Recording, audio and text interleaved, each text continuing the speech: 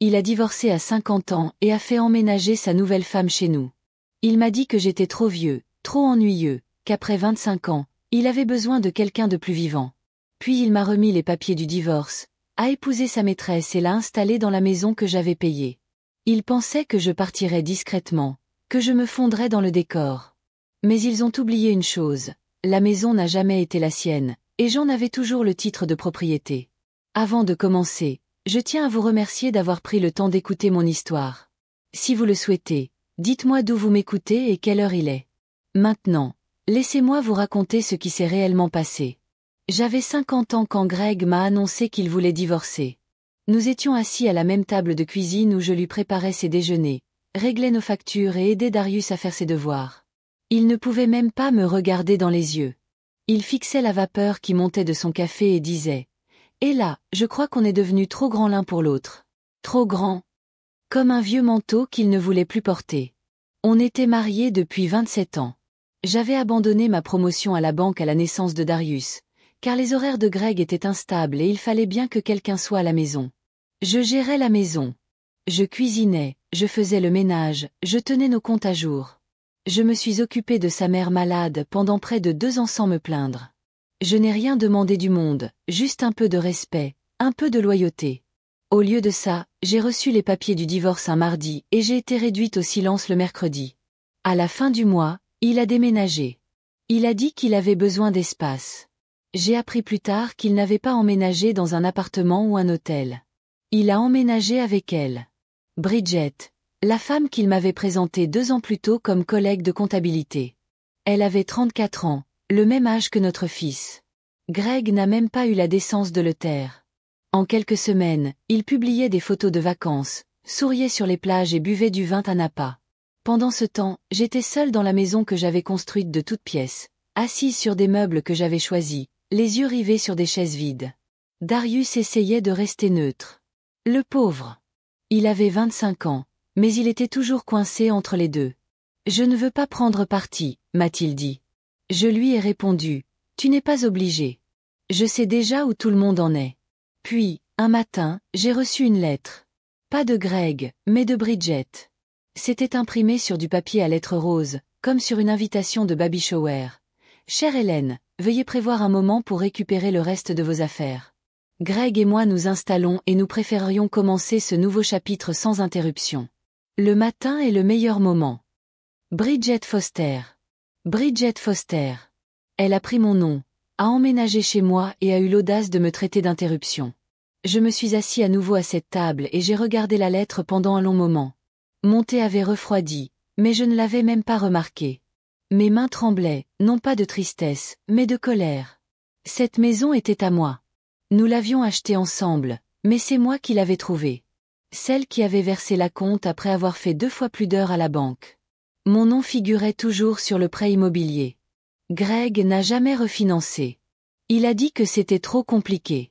Eh bien, ces complications allaient devenir un problème. J'ai décroché le téléphone et j'ai appelé ma plus vieille amie, Monica. Elle était avocate depuis près de 20 ans et me connaissait mieux que personne. Quelqu'un. Quand je lui ai expliqué la situation, elle s'est tue. Puis elle a demandé, « Votre nom figure-t-il toujours sur l'acte ?» « Oui, ai-je répondu. Il ne l'a jamais modifié. Et il ne vous a jamais racheté votre moitié. Non, Hélène, a-t-elle dit lentement. Vous êtes toujours légalement propriétaire de la moitié de cette maison. J'ai cligné des yeux. Qu'est-ce que ça veut dire? Ça veut dire que vous n'avez rien à demander. Vous pouvez déposer ce qu'on appelle une action en partage. Tu peux forcer la vente ou les obliger à te payer. Je n'ai rien dit au début. Puis j'ai demandé, vont-ils devoir partir s'ils n'ont pas les moyens de te racheter? Monica a répondu, oui, ils le feront. J'ai regardé par la fenêtre les rosiers que j'avais plantés au printemps dernier. Ils refleurissaient comme si de rien n'était. J'ai dit, fais-le. Greg m'a appelé 2 jours plus tard, tout orgueilleux et faussement inquiet. Et là, as-tu vraiment engagé un avocat? Oui. Pourquoi? À quoi bon rendre les choses plus difficiles que nécessaires? Tu m'as déjà rendu la tâche difficile. J'ai dit que je lui rendais juste l'appareil. Il a essayé de me culpabiliser, comme toujours. Il m'a dit que j'étais amère, que je devais passer à autre chose, que Bridget ne se sentait pas à l'aise en ma présence. Je n'ai pas élevé la voix. J'ai juste dit. Alors peut-être qu'elle ne devrait pas vivre dans une maison dont le titre de propriété porte encore mon nom. Il a raccroché, mais ce n'était pas fini. Bridget m'a envoyé un autre email, cette fois avec une attitude guindée. Elle a dit que je me faisais honte et que je devrais laisser les jeunes être heureux. Elle a dit, Greg méritait un nouveau départ, et je m'accrochais à un mariage qui avait pris fin il y a des années. Je n'ai pas répondu. Au lieu de cela, j'ai rappelé Monica et lui ai dit, on va mettre la pression. Nous avons déposé les documents officiels au tribunal. La requête était claire, sans bavure et inébranlable. Je ne faisais pas de bruit. Je passais à l'action. Greg ne l'a pas vu venir, et elle non plus. Monica m'a dit de me taire. Laissons le système judiciaire parler pour moi. Mais quand j'ai retiré les papiers, en entrant dans l'allée qui était la mienne et en voyant la BMW blanche de Bridget garée à ma place, j'ai dû prendre un moment pour respirer. Je n'étais pas là pour faire une scène. J'étais là pour récupérer mes dernières affaires, comme sa petite lettre rose me l'avait suggéré. Sauf que je n'ai pas frappé. J'ai utilisé ma clé.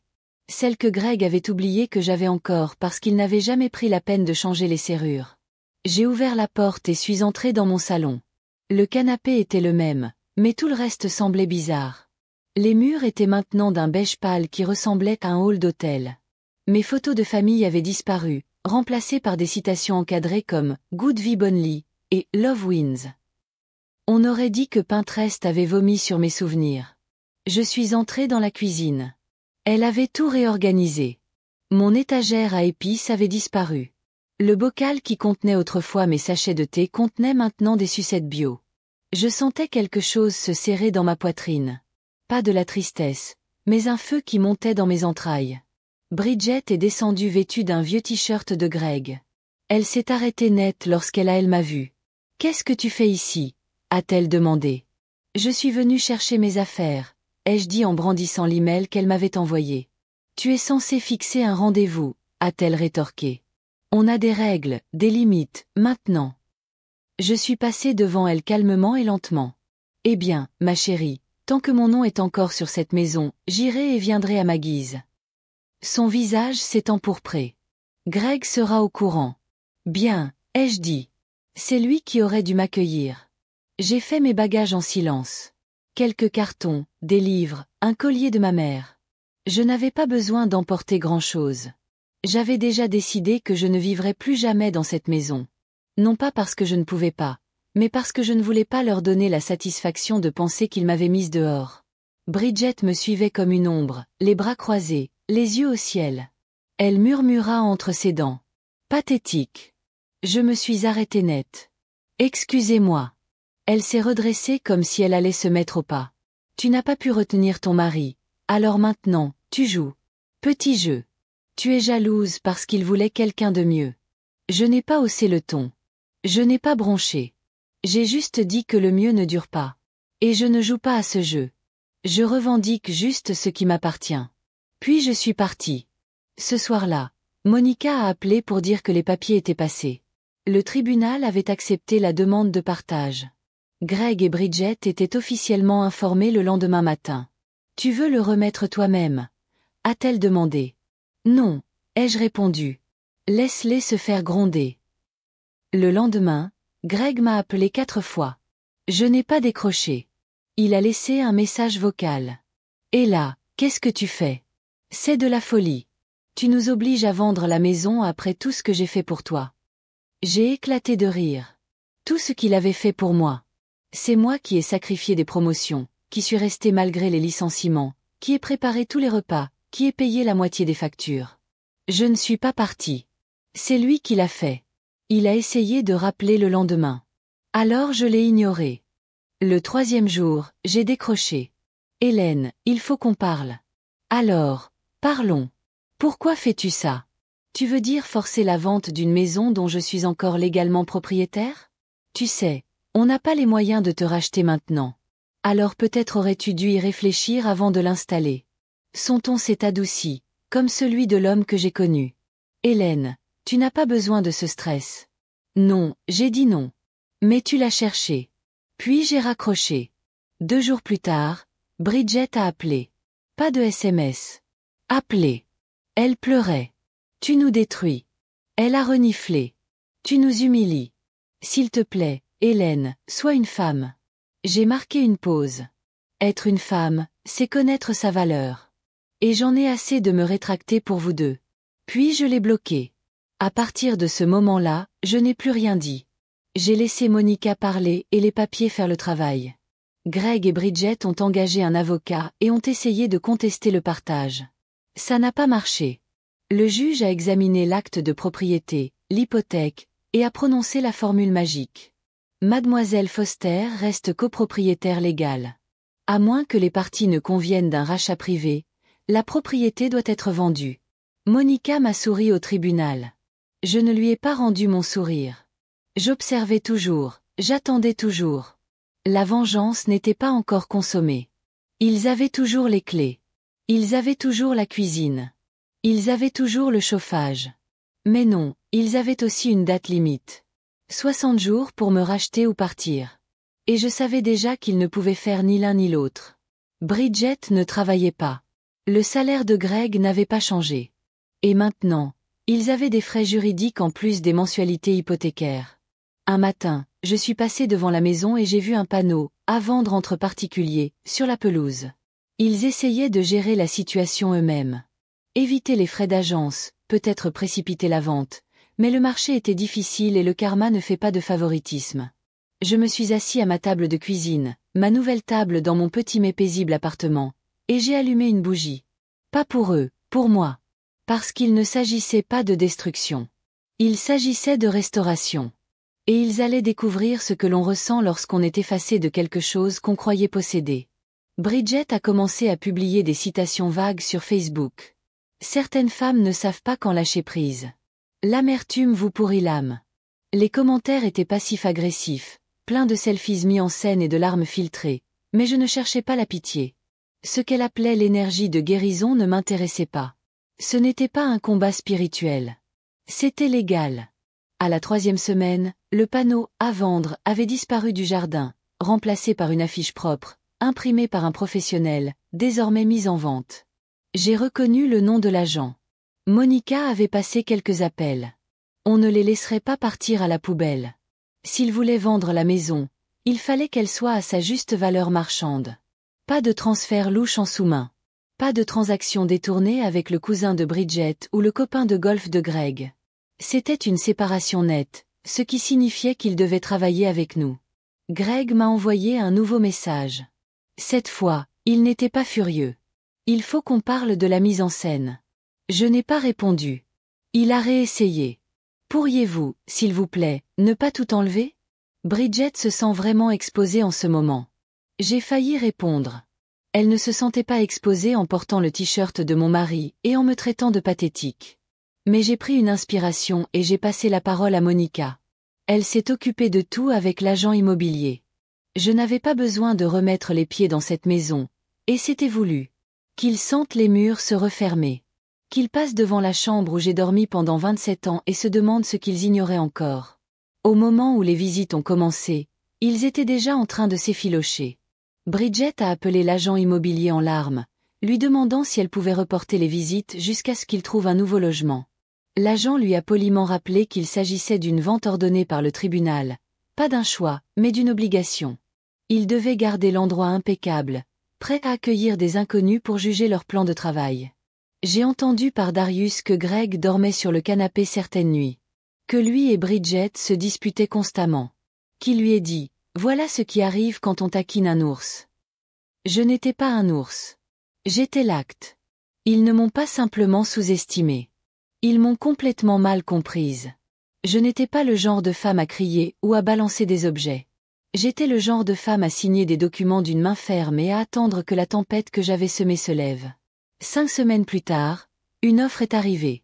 Prix plein, sans condition. L'acheteur était un jeune couple noir qui attendait son premier enfant. Ils ont eu un coup de foudre immédiat pour la maison. Monica me l'a dit avant tout le monde. Ils voulaient des vêtements rapides en 2 semaines. J'ai dit « Parfait ».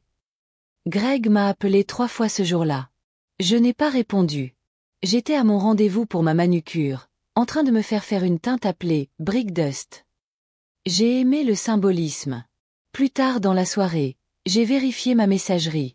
Premier message, Hélène, allez. C'est plus important que nous. Tu ne veux pas faire ça. Deuxième message, tu vas vraiment laisser des inconnus entrer chez nous et tout effacer. Troisième message, je sais que ça a mal fini, mais c'est vindicatif. Tu ne nous laisses rien. C'était la première fois qu'il le disait à voix haute. Comme s'il ne faisait plus qu'un, comme si sa trahison était devenue légitime. Je suppose que c'était sa façon de dire que Bridget était avec lui. Pour le meilleur et pour le pire. Malheureusement pour eux, le pire était ce que j'avais laissé. Le jour de la visite finale, Greg a dû s'absenter de la maison pendant 4 heures. Je le sais parce que Monica m'a dit qu'ils avaient demandé un court délai pour faire le ménage. Les acheteurs avaient déjà prévu des déménageurs. Il ne restait plus de temps. Lorsqu'ils ont quitté la maison, ils n'étaient pas propriétaires. C'étaient des intrus avec des clés qui ne fonctionnaient plus. Moi, j'étais plus riche de 370 000 $. Greg a finalement rompu son silence en personne. Il s'est présenté à mon nouveau logement, un petit 2 pièces tranquille avec vue sur le jardin, et a frappé comme s'il en avait encore le droit. J'ai ouvert la porte, mais je ne l'ai pas invité à entrer. Il paraissait plus petit, pas plus mince, juste ratatiné, comme si la gravité avait enfin rattrapé ses mensonges. « Je suis venu te demander quelque chose, dit-il. Je croisai les bras. Tu peux nous aider avec la compte pour notre nouveau logement? On est à court. Je le fixai du regard. Pardon. Il leva les mains. Je sais ce que ça peut paraître, mais on ne se doutait pas que tu irais aussi loin. On pensait. Tu pensais que je resterais silencieuse.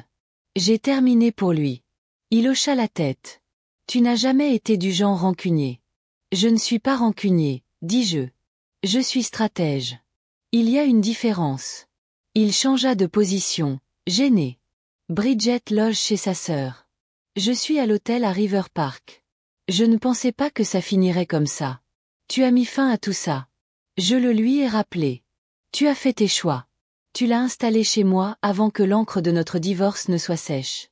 Il a eu le culot d'avoir l'air blessé. On était amoureux. L'amour ne vole pas. L'amour ne ment pas. Et l'amour ne m'envoie surtout pas une lettre sur papier rose me demandant de planifier des ramassages comme si j'étais un inconnu. Ses yeux se baissèrent. Je m'appuyai contre l'encadrement de la porte. Tu ne m'as pas simplement remplacé, Greg. Tu m'as effacé, alors j'ai fait pareil. Il resta planté là une seconde, puis hocha lentement la tête. Pas de dispute, pas d'emportement, juste une compréhension silencieuse. Le genre de silence qui suit une véritable défaite. Quand il partit, je ne refermai pas la porte tout de suite. Je le regardai s'éloigner. Je repensais aux années passées à rapetisser pour qu'il se sente grand. Je repensais à chaque fois où je me mordais la langue pour qu'il garde la face. Je repensais aux nuits où j'avais pleuré dans cette maison pendant qu'il travaillait tard. Et je souris. Parce que parfois, la justice ne vient pas avec des sirènes ou des applaudissements. Parfois, elle vient avec une signature sur une ligne pointillée et le son d'un homme réalisant qu'il a tout misé sur quelqu'un qui n'a même pas lu les petits caractères. Qu'il décide de la suite, car je savais déjà où j'allais. Une semaine après la clôture de la vente, la maison que j'avais contribué à construire est devenue le nouveau départ de quelqu'un d'autre. Je n'ai pas pleuré. Je ne suis même pas passé devant. Monica m'a proposé de déjeuner ensemble pour fêter ça, et nous l'avons fait. Devant un poisson-chat et du chou vert. Elle m'a trinqué avec du thé sucré et m'a dit « Tu as fait ce que la plupart des gens ne font que rêver. Tu leur as fait ressentir ce qu'ils t'ont fait ressentir, l'impuissance. » J'ai hoché la tête, mais au fond, il ne s'agissait pas seulement de vengeance. Il s'agissait de restauration, de paix, de tourner la page, et pour être honnête, peut-être juste un peu de vengeance aussi. Greg et Bridget avaient officiellement quitté la propriété 2 jours avant la signature. L'agent immobilier a dit à Monica qu'il l'avait laissée propre mais froide, comme une chambre d'hôtel après le départ. Je l'imaginais. Bridget essayant de regonfler les oreillers en jurant à voix basse. Greg arpentant probablement chaque pièce d'un pas lourd, râlant à propos des papiers d'avocat et de moi. Il me prenait pour une petite mesquine, mais ce n'est pas moi qui ai franchi la ligne en premier. Ils l'ont fait en l'emmenant chez moi comme si je n'avais jamais existé. Darius m'a appelé le lendemain soir. « Maman », a-t-il dit avec hésitation. « Papa ne va pas très bien. » Je suis restée silencieuse. Il est hébergé chez un ami pour le moment. Il a dit quelque chose à propos de sa réputation en berne. Il a dit que Bridget le blâmait pour tout. Elle devrait, ai-je dit franchement. Il l'a laissé jouer les reines dans un château qui n'était pas le sien. Darius a soupiré. Je ne veux pas prendre parti. Tu l'as déjà fait, ai-je dit doucement. Quand tu es restée silencieuse pendant qu'il me traitait comme un fantôme. Il n'a pas répondu. Il a juste murmuré. Je suis désolé. Je n'avais pas besoin qu'il râle. J'avais juste besoin qu'il comprenne la profondeur de ce qui s'était passé. Pas seulement pour moi, mais pour l'idée de famille, de loyauté, de respect. Plus tard dans la semaine, j'ai reçu un email de Bridget. Il a commencé avec la fausse politesse habituelle. Hélène, je sais que nous avons eu des différends. Elle a ajouté qu'ils cherchaient un nouveau logement, mais qu'ils avaient des difficultés. Elle m'a demandé si je serais prête à leur prêter une partie de l'argent de la vente de la maison pour les aider à se remettre sur pied. Elle avait même pour objectif d'écrire. Après tout, tu n'en as pas autant besoin que nous. J'ai fixé l'écran un long moment, clignant lentement des yeux. Puis j'ai appuyé sur supprimer. Pas de réponse, pas d'engagement, pas de réaction. Ce silence serait plus fort que tout ce que je pourrais dire. Monica m'a dit qu'il finirait probablement dans une location. Une dégradation, ce qui est poétique, a-t-elle ajouté, car on vous traitait comme une dégradation. J'ai passé les semaines suivantes dans une sorte de paix. J'ai trouvé un emploi à temps partiel à la bibliothèque, de quoi me garder l'esprit actif. Le travail était calme, respectueux et ponctué d'histoires qui me semblaient appropriées. J'avais désormais mon petit chez moi, rien de luxueux, mais il était à moi, entièrement à moi. Pas de titre de propriété partagée. Pas d'attente d'approbation, pas de deuxième brosse à dents dans la salle de bain, juste de l'espace, de la solitude et de la guérison. Un après-midi, alors que je rangeais des livres, une femme d'une quarantaine d'années s'est approchée de moi. Elle m'avait reconnue, car j'étais allée à l'église il y a des années. Elle m'a dit, « Et là, j'ai appris ce qui s'est passé. Je voulais juste te dire que tu as géré ça avec grâce. » Je l'ai remerciée, mais elle s'est penchée et a murmuré, « Et de la puissance. » Cette partie m'est restée en tête. De la puissance. Je ne me voyais jamais comme ça avant, mais je suppose qu'il faut une certaine force pour tout perdre et construire quelque chose de mieux à la place. Discrètement, intentionnellement, sans demander la permission ni la validation. Quelques jours plus tard, j'ai revu Greg. Pas par choix. Je faisais les courses quand j'ai remarqué un homme assis sur le banc devant la pharmacie. Il avait l'air fatigué, les cheveux en bataille, la chemise froissée. Il m'a fallu une seconde pour comprendre que c'était lui. Il m'a vu et s'est levé rapidement. « Hélène. » « Salut. » J'ai hoché la tête mais je n'ai pas arrêté de marcher. Il m'a suivi jusqu'à ma voiture. « Je n'essaie pas de me battre, » a-t-il dit. « Je voulais juste parler. » J'ai marqué une pause. « Parler de quoi, Greg ?» Il a remué sur ses pieds. « Je ne pensais pas que tu étais capable de ça. » J'ai haussé un sourcil. Le tribunal, la maison, tout. Je me suis appuyé contre la portière de ma voiture, les bras croisés. Tu pensais que j'étais trop faible pour me défendre. Il s'est frotté le visage. Non, je pensais que tu serais trop fatigué. Cela m'a touché plus profondément que prévu, car il avait raison sur un point. J'étais fatigué. Fatigué d'être mise à l'écart. Fatigué d'être en retrait sous les projecteurs. Mais j'ai réalisé qu'être fatigué ne veut pas dire être fini. Enfin, ai-je dit doucement. Je suppose que tu as mal calculé. Il a ri d'un air amer et triste. Bridget est partie. J'ai déjà cligné des yeux. Elle a dit que je la gênais. Qu'elle avait tout abandonné pour un homme qui ne pouvait même pas lui payer un toit. Et elle a tort. J'ai demandé. Il n'a pas répondu. Je l'ai fixé un instant, puis j'ai ouvert la portière de ma voiture. Bonne chance, Greg. Il a tendu la main comme s'il voulait en dire plus, mais j'étais déjà en train de me glisser au volant. Je ne lui devais plus une conversation. Plus maintenant. En rentrant ce soir-là, j'ai ouvert le dossier que Monica m'avait donné des semaines plus tôt. Il contenait tous les documents de la vente, le transfert de l'acte de propriété, le relevé de paiement final, et un petit plus. Un mot manuscrit de Monica qui disait « Tu n'as pas juste encaissé, tu as encaissé ta part. » J'ai plié le mot et l'ai glissé dans mon tiroir. Puis je me suis préparé un verre de vin, j'ai allumé une bougie et j'ai allumé la radio. Pour la première fois depuis des années, je n'avais plus l'impression d'attendre quelque chose, de pleurer quelque chose ou de m'accrocher à quelque chose. Je vivais, tout simplement. Et le silence autour de moi n'était plus de la solitude. C'était de la liberté. Environ 2 mois après avoir croisé Greg devant cette pharmacie, j'ai reçu une lettre par la poste. Pas d'adresse de retour, mais j'ai tout de suite reconnu l'écriture. Penchée, précipitée et en boucle, comme la signature de Bridget sur le papier rose qu'elle avait utilisé pour m'envoyer ce message ridicule des mois plus tôt.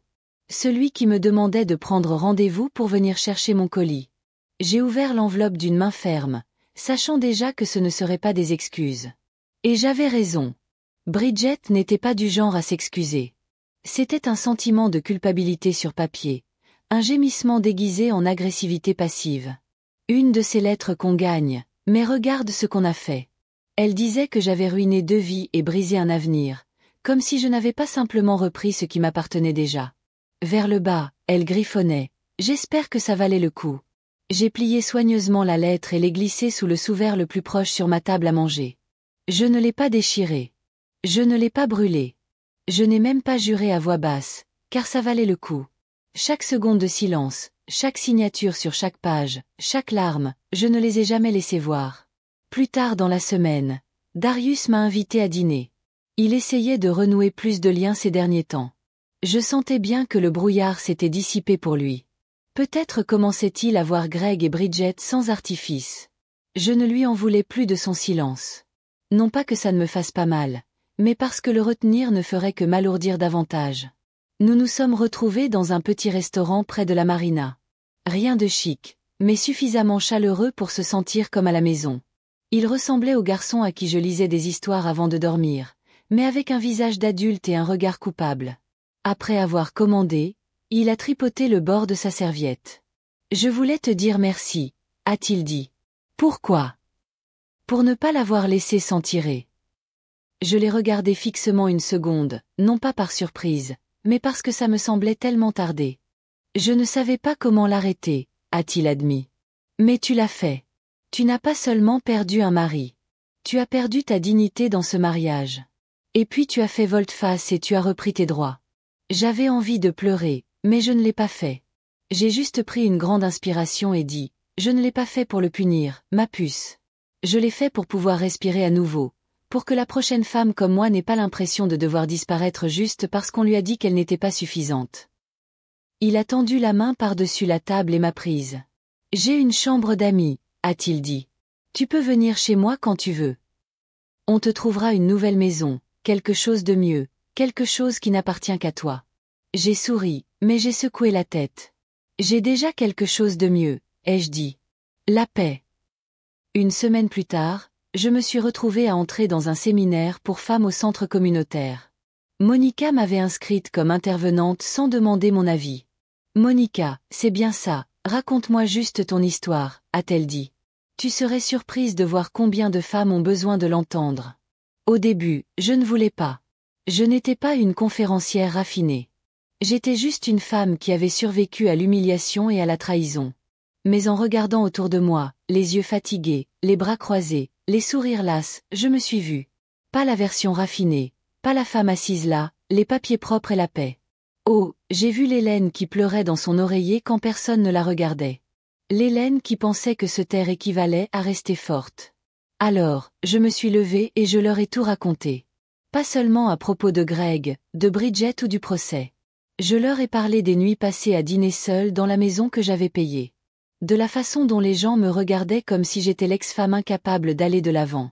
De la façon dont le silence peut devenir sa propre prison quand personne ne m'écoute plus. Et puis je leur ai raconté comment je m'étais libérée. Ni par la rage. Ni par la supplication. Ni par la violence ni par le drame. Mais grâce à la connaissance du pouvoir du timing, de la force de la stratégie et de la valeur d'une signature sur le bon bout de papier, quand j'ai eu fini, une femme m'a serré dans ses bras, les larmes aux yeux, et m'a murmuré. Tu m'as rappelé qu'il n'est jamais trop tard. Il n'est jamais trop tard. Ce soir-là, je suis rentrée chez moi et j'ai sorti un journal tout neuf, pas celui que j'avais utilisé pour m'écrire des lettres de chagrin des années auparavant, un tout nouveau, intact. Et sur la première page, j'ai écrit « Ce n'est pas un deuxième chapitre. C'est un tout nouveau livre. » Le lendemain matin, Monica m'a appelé pour me donner des nouvelles. Le couple qui avait acheté mon ancienne maison était déjà installé. C'était un jeune couple noir qui attendait son premier enfant pour le printemps. Ils ont repeint l'arrière-boutique en chambre d'enfant et transformé mon ancien jardin en potager. Ils m'ont dit que je m'y sentais enfin comme chez moi, m'a-t-elle confié. Ça m'a fait sourire pour la première fois depuis des jours. Cette maison méritait de l'amour. Elle méritait à nouveau des rires. Elle méritait une chaleur non forcée. Quant à Greg, aux dernières nouvelles, il louait un appartement dans un centre commercial, partageant une chambre avec un type qui lui faisait payer l'utilisation du lave-linge et du sèche-linge. Bridget, elle, a disparu des réseaux sociaux. Certains disent qu'elle est retournée dans l'Ohio. D'autres disent qu'elle travaille à temps partiel dans le commerce et racontent qu'elle vivait dans une grande maison. Ça m'est égal, parce que le jour où ils ont décidé que j'étais superflue, quand ils l'ont installée chez moi et m'ont traité comme une note de bas de page, ils m'ont tendu l'allumette. Je n'ai fait que la craquer. Maintenant, je suis assise dans une cuisine qui m'appartient entièrement. On n'entend plus aucun bruit de pas. Juste moi, ma tasse de thé et le bourdonnement d'une vie que j'ai bâtie sur les cendres. La tasse que je tiens porte l'inscription « Insouciante et payée ». C'était un cadeau de Monica, et ça me fait rire à chaque gorgée. Je ne pense plus à ce que j'ai perdu. Je pense à ce que j'ai retrouvé, ma dignité, ma voix, mon foutu nom. Et le meilleur, c'est que j'ai fait tout ça sans jamais élever la voix. Parce que le silence n'est pas une capitulation. Parfois, c'est un avertissement. Et parfois, c'est le début d'une guerre. Certains pensent que l'histoire s'arrête une fois qu'on a gagné. Une fois qu'on a signifié les papiers, conclu la vente, et qu'on a vu ceux qui nous ont manqué de respect faire leur carton et disparaître. Ils pensent que c'est la ligne d'arrivée. La vengeance est consommée. La paix est revenue, le rideau est tombé. Mais la vie continue. Et parfois, le plus fort de votre histoire commence quand tout le monde pense que vous avez disparu. C'était moi. Après la disparition de Greg et Bridget, l'un dans un immeuble locatif aux murs fins, l'autre dans l'obscurité d'une ville qui ignorait son nom, je n'ai pas organisé de fête. Je ne me suis pas pavanée comme une reine. J'ai simplement expiré. C'était le genre de souffle qu'on retient sans s'en rendre compte jusqu'à ce qu'on ressente des douleurs aux poumons. J'ai pris l'argent de la vente de la maison, plus de 370 000 $ après frais et taxes. Et je n'ai pas fait de folie. Je n'ai pas acheté de voiture de sport ni pris l'avion pour Bali. J'ai rencontré Monica et j'ai fait ce que toute femme sous-estimée devrait faire. J'ai élaboré un plan. Nous avons rencontré une conseillère financière, une femme noire qui est entrée avec des boucles naturelles, des boucles d'oreilles en perles et un regard plus perçant qu'un faucon. Elle a examiné mes documents, posé les bonnes questions et m'a dit « Assurons-nous que cet argent survive à la trahison ». J'ai souri. C'était exactement ce que je voulais. J'ai investi la moitié. J'ai acheté un petit appartement moderne, à mon nom seul. Pas de cosignataire, pas de partage. Tout, de l'interrupteur à la boîte aux lettres, m'appartenait. J'ai disparu. Pas de façon dramatique. Pas de façon à simuler ma propre mort. Je veux dire socialement, émotionnellement, numériquement. J'ai désactivé mes comptes sur les réseaux sociaux. J'ai arrêté de fréquenter la même église où les murmures me suivaient comme un parfum. J'ai laissé les gens se demander où j'étais allé. Les laisser deviner si j'avais perdu la tête ou si j'étais passé à autre chose. J'ai déménagé. Bon. À 2 États de là, dans une ville tranquille du nord du Nouveau-Mexique. Loin du chaos, loin des souvenirs, loin de quiconque me présenterait comme l'ex-femme de Greg. Ici, on me connaît sous le nom de Miss Foster, la femme bénévole au refuge pour animaux, qui fait trop de banana bread, qui plante des marolles et chante de vieux gospel sur son porche. Personne ici ne sait qu'un jour, je me suis endormie en pleurant dans une maison qui m'appartenait légalement mais qui m'a été volée émotionnellement. Personne ne sait que mon silence a autrefois nourri l'ego de quelqu'un. Et j'aime bien ça. De temps en temps, je reçois des courriels de vieilles connaissances. Des gens qui me plaignaient autrefois veulent soudain prendre de mes nouvelles. Parfois, ce sont des femmes qui traversent une période similaire et qui me demandent conseil. Parfois, ce sont des ragots déguisés en inquiétude. Et une fois, c'était Greg. Il m'a écrit un court courriel l'automne dernier. L'objet du message disait simplement « Je suis désolé. Je ne l'ai même pas ouvert. Je l'ai supprimé sur le site, car parfois le silence est la solution ultime. Le genre de silence qui ferme les portes définitivement. » Mais je ne me suis pas arrêtée là. Un jour, assise sur ma terrasse, je contemplais mon nouveau jardin et je me suis rendu compte que je n'avais pas fini de planter. Pas seulement des fleurs, mais quelque chose de plus grand, de durable. J'ai donc pris une partie du prix de la vente, 50 000 $, et je l'ai donné à un fonds juridique local pour les femmes. Anonyme, pas de plaque, pas d'annonce, juste un virement bancaire et un mot disant. Pour les femmes qui ne savent pas encore qu'elles ont le droit de se défendre. Le directeur du fonds a ensuite écrit dans sa newsletter que ce don avait aidé 3 femmes à échapper à des mariages violents. Et 2 d'entre elles l'ont utilisé pour intenter des poursuites qui ont changé leur vie. Voilà à quoi ressemble un véritable héritage. Pas seulement survivre à la tempête, mais allumer un flambeau pour les femmes encore coincées dans le noir. Je ne dis pas tout aux gens. Ils ne connaissent pas les détails. Ils ne savent pas pour le rose. Le papier à lettres, l'audience, ou l'expression de Greg lorsqu'il a réalisé que je ne bluffais pas. Mais parfois, je m'assois à ma table de cuisine, baignée de soleil, une tasse de thé frais à la main, et j'écris tout. Pas pour eux. Pour moi. Pour me rappeler qui j'étais quand j'ai traversé le feu et que j'en suis ressorti sain et sauf. Voyez-vous, Greg n'a pas seulement perdu une femme. Il a perdu ma loyauté, ma douceur, mon silence. Bridget n'a pas seulement perdu une maison. Elle a perdu l'illusion de pouvoir bâtir son bonheur sur les cendres d'autrui sans se brûler. Ils ont tous deux appris une leçon que la plupart des gens ne voient pas venir. Ne présumez jamais que les personnes discrètes sont faibles. Ne présumez jamais que les personnes polies ne savent pas vous détruire légalement. Ne présumez jamais que la femme à qui vous avez fait du tort n'a plus rien à perdre. Parce que parfois, elle attend juste le bon moment. Et quand ce moment viendra, elle ne criera pas. Elle ne pleurera pas. Elle ne se retournera même pas. Elle encaissera. Et vous vous retrouverez sans abri. Pas seulement sans toit, mais sans la paix. Alors maintenant, quand je sirote ma tasse avec l'inscription « Insouciant et payé », je le fais lentement, car j'ai mérité chaque once de cette paix. Et je voulais qu'elle dure toute la vie. Je m'appelle Hélène Foster. J'ai été divorcée, rejetée et méprisée. Et puis je leur ai rappelé, légalement, financièrement et spirituellement, à qui ils avaient affaire. Ils ont parié contre la mauvaise femme. Et non, je dors bien. Je ris souvent. Et je ne réponds jamais aux appels masqués. Ce n'est pas de la vengeance. C'est de la guérison.